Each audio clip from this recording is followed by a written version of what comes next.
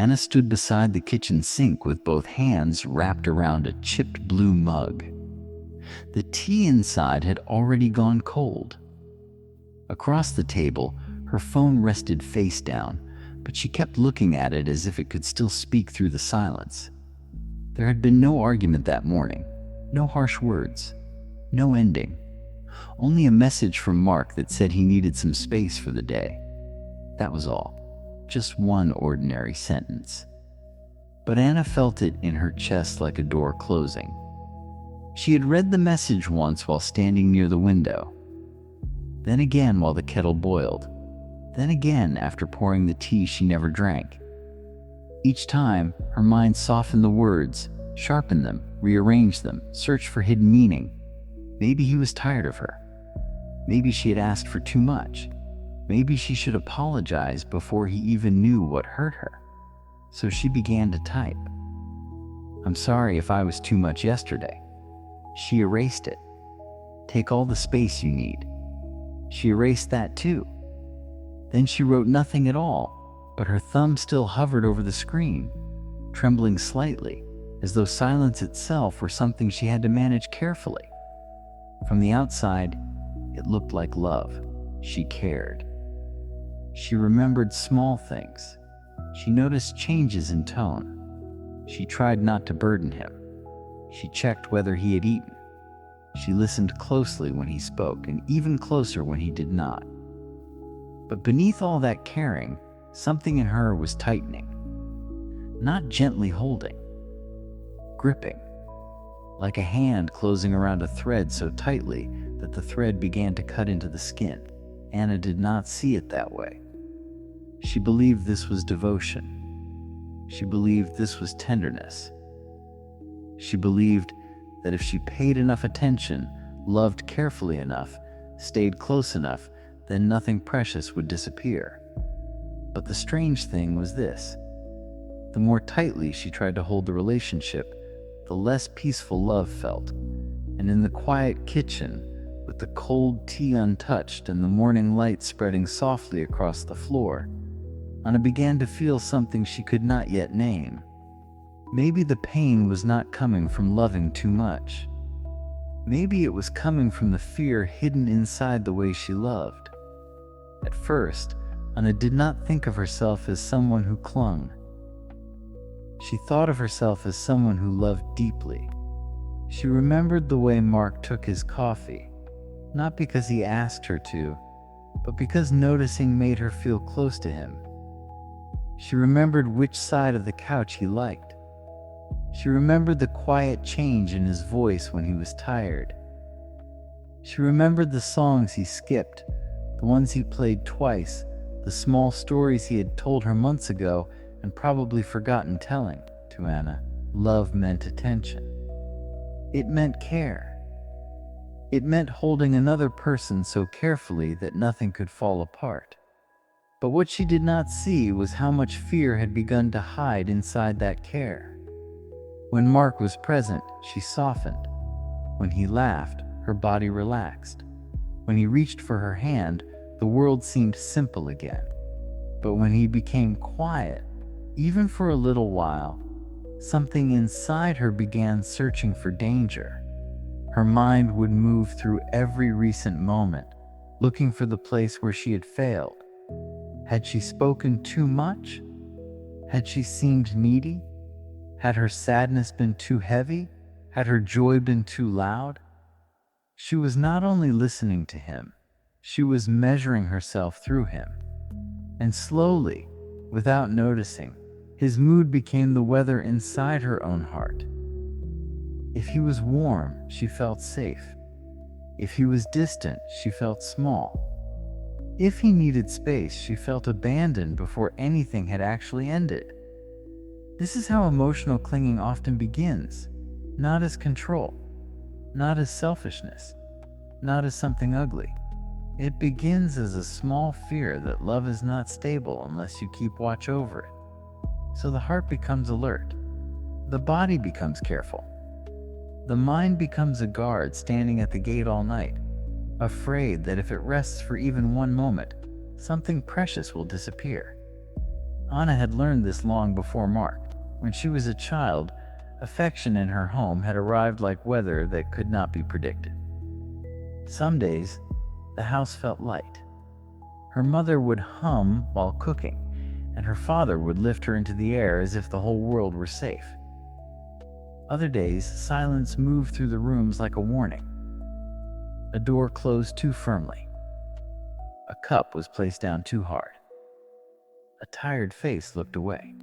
No one explained these changes to her, so she began to study them. She learned the sound of footsteps. She learned the meaning of a sigh. She learned how to become quiet before anyone told her to be quiet. She learned that love could be present in the morning and distant by evening. And because a child cannot understand the suffering of adults, she made a simple conclusion. If love changes, it must be because of me. So she became careful. She became pleasing. She became the child who noticed everything. Years later, sitting in a kitchen with a cold mug of tea, that same child was still inside her, watching Mark's silence as if it were a storm moving toward the house. This is why clinging can feel like caring. Because somewhere in the past, staying alert was how the heart tried to survive. A person who clings is not always trying to possess someone. Often, they are trying not to feel the old emptiness again. They are trying not to return to the room where love became uncertain.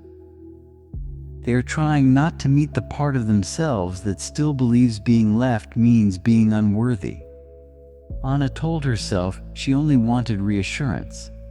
Just a small message. Just one sentence. Just something to let her know they were still okay. But reassurance has a strange nature. It calms the fear for a moment, then teaches the fear to ask again. Like drinking salt water when thirsty, it gives the mouth something to do, but the thirst remains. Mark would text back later, "Of course we're okay," and Anna would feel her whole body release. Her shoulders would drop. Her breath would deepen. The kitchen would become a kitchen again, not a waiting room for loss. But the peace never lasted very long, because the next silence would come, the next unread message, the next distracted tone, the next evening when Mark was tired and did not have enough warmth to give. And each time, the fear returned as if it had never been comforted at all. This is where the heart begins to mistake tension for love. It thinks the tightness means the relationship matters. It thinks the ache means devotion. It thinks the fear of losing someone proves the depth of the bond. But not everything that hurts is sacred. Sometimes the pain is not proof of love. Sometimes it is proof that love has been wrapped too tightly around fear in an old monastery. There was once a young monk who was given a small lantern to carry across the courtyard at night. The wind was strong, and the flame flickered. Afraid it would go out, the monk placed both hands around the lantern, closing them tightly to protect the light. But the tighter he covered it, the weaker the flame became. By the time he reached the other side, the lantern had gone dark. The older monk looked at him gently and said, "You did not lose the flame because you failed to protect it. You lost it because you did not leave it enough air." Anna did not know this story, but she was living it. She thought love needed constant protection. She thought closeness had to be guarded. She thought silence had to be filled before it became distance. But the more she tried to protect the flame, the less space it had to breathe. Mark began to feel it too, though he did not have words for it at first. He noticed how quickly Anna's eyes searched his face when he came home. He noticed how her voice changed when he seemed quiet. He noticed how every pause between them became something she tried to repair. Sometimes he wanted to say, "I am just tired," but her fear heard something else. Her fear heard, I am leaving. So even his ordinary tiredness became a test she did not know she was taking. One evening, they sat together on the couch while rain moved softly against the windows. Mark was reading. Anna was beside him, pretending to read too. Her book was open, but her eyes kept moving toward his face. He had not touched her in almost an hour. That was all. Nothing cruel, nothing cold, just an hour of quiet. But inside Anna, the thread began to tighten. She shifted closer. Then she wondered if she seemed too needy. She pulled away. Then she wondered if pulling away would seem distant. She asked if he was okay. He said yes. She believed his mouth, but not his silence. So she asked again in a different way. Are you sure? Mark looked at her, tired now in a deeper way. Anna saw the look and felt herself fall inward. There it is, she thought. I have ruined it. This was the hidden suffering. She was not only afraid of losing Mark, she was afraid that her own fear would become the reason she lost him. So she tried to hide the fear. Then the hiding became another kind of tension. She smiled when she wanted to cry.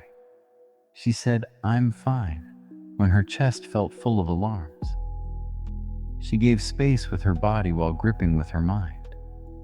And this is one of the quietest forms of suffering, to sit beside someone you love and not actually be with them. Because your whole attention is occupied by the fear of losing them. The Buddha spoke often of attachment, but not as a punishment. Not as a cold command to stop loving. Attachment is not love. Attachment is what happens when the mind takes something beautiful and whispers, I cannot be okay without this. Then love becomes heavy. A person becomes a lifeline. A relationship becomes an identity. A hand becomes something you hold not only with tenderness, but with panic. Anna did not need to care less. That was not the wound. Her tenderness was real. Her devotion was real. Her capacity to love was not the problem. The problem was that she had begun to believe love had to remove her fear completely.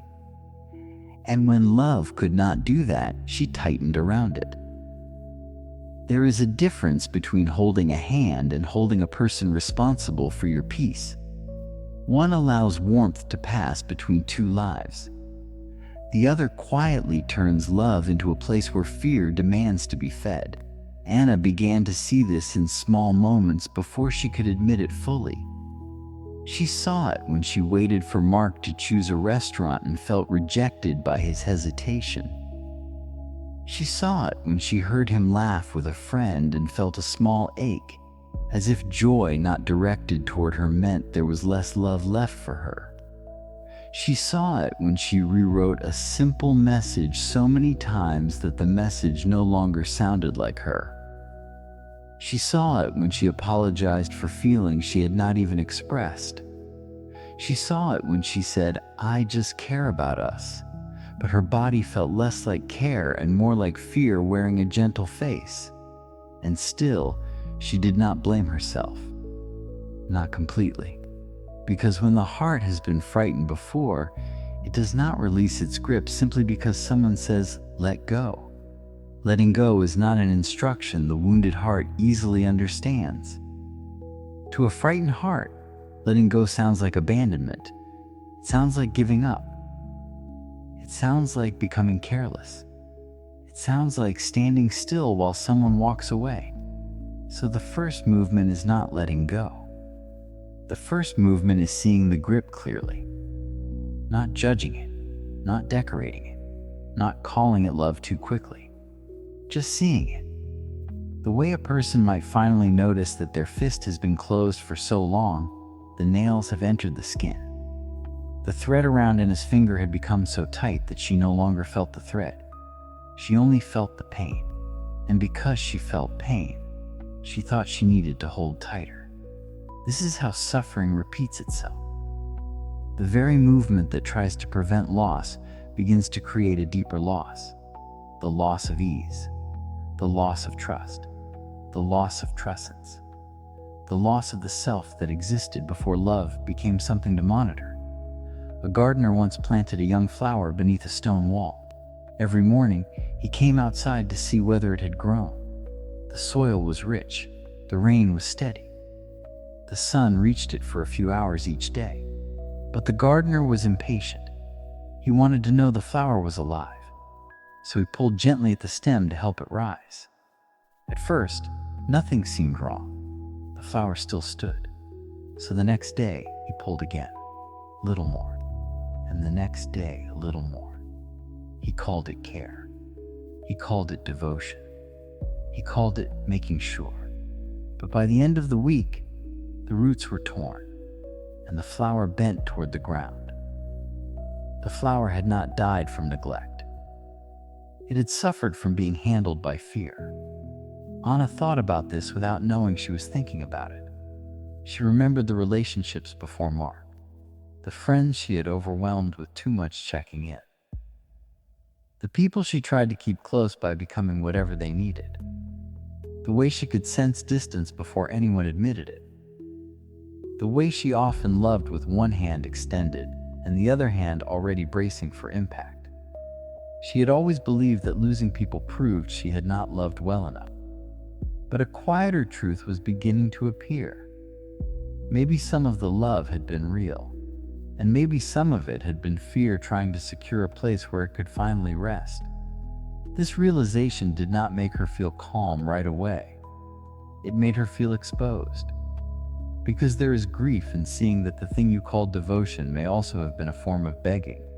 Not begging with words, begging with attention, begging with overgiving, begging with silence, begging by becoming easier to love than you truly are. Anna had spent so long trying not to be too much that she had become absent from her own love. She gave warmth, but often abandoned her own body while giving it. She listened, but not always from peace. Sometimes she listened for evidence. Evidence that she still mattered. Evidence that she had not been replaced. Evidence that the door was not closing. And this is where emotional clinging becomes exhausting. The heart never receives the present moment as it is. It receives everything as a sign. A delayed reply becomes a prophecy. A tired voice becomes a rejection. A quiet evening becomes proof of distance. A request for space becomes the beginning of loss. The mind does not live with the person. It lives with the possibility of losing the person. So even love cannot be enjoyed. Even closeness cannot be trusted. Even tenderness becomes something the mind tries to preserve before it has fully been felt. One afternoon, a few days after the cold tea morning, on a walk through a small bookstore while waiting for Mark to finish work, she moved slowly through the narrow aisles, touching the spines of books without reading their titles. Near the back, an elderly man stood beside a shelf of poetry. He held a book open with one hand while his other hand rested gently on the handle of a walking cane. Beside him was a woman about his age. They did not speak much. Every so often she showed him a page. He smiled. Then they returned to their own quiet browsing. There was no urgency between them. No checking. No asking if everything was okay. No reaching for proof. Just two people standing near each other, each still belonging to themselves. Anna watched them longer than she meant to. Something in her ached. Not because their love looked perfect, but because it looked spacious. It looked like a room where both people could breathe. For the first time, she wondered whether closeness did not have to mean constant contact. Maybe love could be near without pressing. Maybe silence did not always mean danger. Maybe another person's inner world did not have to be watched like a candle in the wind. But almost as soon as this thought appeared, Another fear rose beneath it. What if space makes people leave? This was the wound beneath the wound. Anna was not simply afraid of Mark needing space. She was afraid that if she stopped holding on, there would be nothing keeping him there. And this is where the heart reveals what it believes about itself. When a person believes they are worthy of love, they can allow love to move naturally. Closer sometimes, quieter sometimes, warmer sometimes, still sometimes. But when a person secretly believes love must be earned every day, they cannot rest inside affection. They keep performing. They keep adjusting. They keep scanning the face of the beloved for permission to feel safe. This is not because they are weak. It is because somewhere inside, they still think love is something that can vanish the moment they stop trying. The Buddhist path does not ask the heart to become cold. It asks the heart to become awake. Awake enough to notice when care has become fear. Awake enough to notice when tenderness has become control. Awake enough to notice when the hand that says, "I love you," is also silently saying, "Please do not leave me alone with myself." There is great compassion in this seeing. Because the moment Anna began to see the grip, she also began to see the frightened part of herself beneath it. Not a bad part, not a shameful part, a young part. A part that had waited too long for consistency. A part that still believed love had to be watched or it would disappear. And perhaps this is why awareness hurts before it frees. It removes the stories that protected the wound. It shows the hand. It shows the thread. It shows the small cut beneath the finger. And then, very gently, it asks whether holding tighter has ever truly healed the fear. Anna did not answer this question immediately. She carried it through the evening. She carried it while walking home past windows glowing with other people's dinners. She carried it while unlocking her apartment door. She carried it while seeing Mark's shoes by the wall, ordinary and familiar.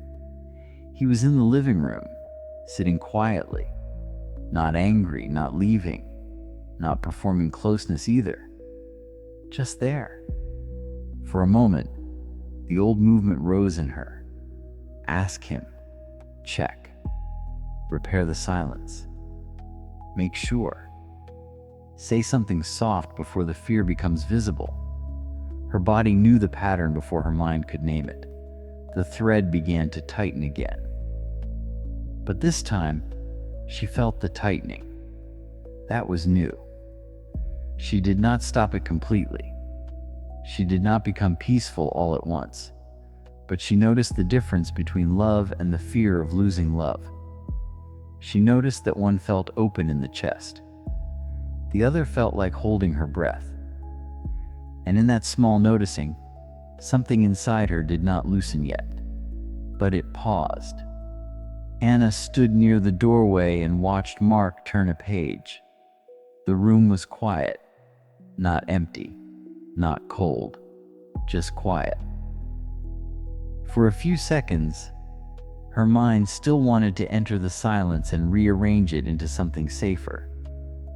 It wanted to ask a question.